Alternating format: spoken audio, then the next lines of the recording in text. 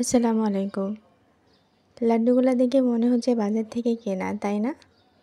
না, আমার আজকের রেসিপি তরমুজ আর লাচ্ছা সেমাই দিয়ে বানানো মতিচুর লাড্ডু, যেটা খেতে খুবই সুস্বাদু, ফ্রেশ আর খুবই অল্প সময়ে অল্প খরচে বানানো যায়।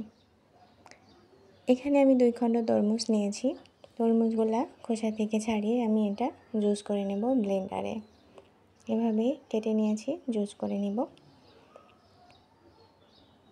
এখন আমি একটা পাত্রে 1 কাপ মতো পানি নিয়েছি। পানিটা গরম হয়ে গেলে আমি 1 বাটি মতো লাচ্ছা সেমাই দিয়ে দিলাম। সেমাইটা যখন সফট হয়ে আসবে তখন আমি যে তরমুজের জুসটা করে নিয়েছি সেটা দিয়ে দিচ্ছি।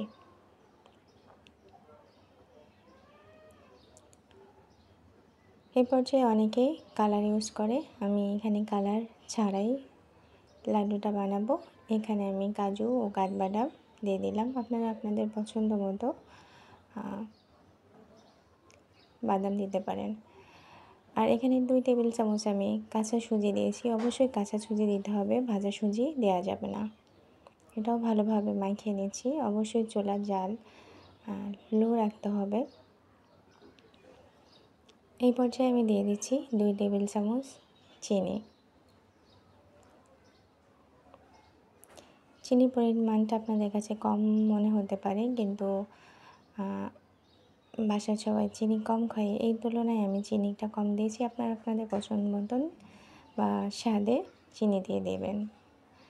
আর দিয়ে দিলাম ঘি। ঘিটা এখন এত ভালো একটা ফ্লেভার আসছে, মানে না বানালে আপনারা বুঝতে পারবেন না। আঠালো আঠালো একটা ভাব চলে আসছে। আমি চুলার জাল নিভিয়ে দিয়েছি আর এটা ছড়িয়ে দিচ্ছি। ঠান্ডা হয়ে গেলে যাতে আমার লাড্ডু বানাতে সুবিধা হয়। ঠান্ডা হয়ে গেছে, আমি এখন লাড্ডু বানিয়ে দেখাচ্ছি। দেখেন কত সহজে বানানো যাচ্ছে, হাতে লেগে যাচ্ছে না, কতটা সফট।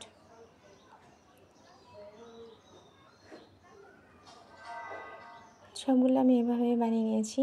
এখন এটা আমি লাচ্ছা সেমাইয়ের মধ্যে গড়ে নিচ্ছি। আপনারা এখানে বাজার থেকে কেনা নারিকেলের মধ্যেও গড়িয়ে নিতে পারেন বা তিলের মধ্যেও গড়িয়ে নিতে পারেন।